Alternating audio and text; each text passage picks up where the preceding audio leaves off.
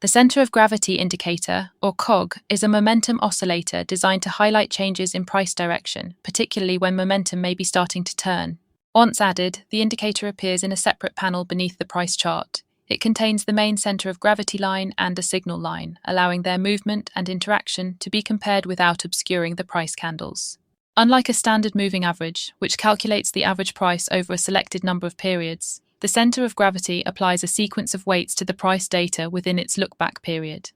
It then compares the weighted result with the total price values from that same period. This produces a smoother oscillator intended to respond to shifts in the distribution of recent prices. The main interpretation comes from the relationship between the center of gravity line and its signal line. When the center of gravity line crosses above the signal line, it suggests that momentum is beginning to turn upwards. When it crosses below the signal line, it suggests that momentum is beginning to turn downwards. The direction and shape of the lines also provide useful context.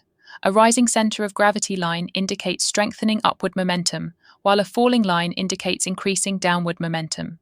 When both lines flatten or cross repeatedly within a short period, the market may lack a clear direction, making individual crossover signals less dependable. The period setting determines how much historical price data is included in the calculation. A shorter period makes the indicator more responsive to recent price changes, but it can also create more frequent signals and additional market noise. A longer period produces smoother movement, although signals may appear later. The selected price field also determines which price data the calculation uses. Unlike indicators such as the relative strength index, the center of gravity does not rely on fixed overbought and oversold levels. Its signals are based primarily on changes in direction and crossovers between the two lines. A crossover should therefore not be treated as confirmation that the market will reverse.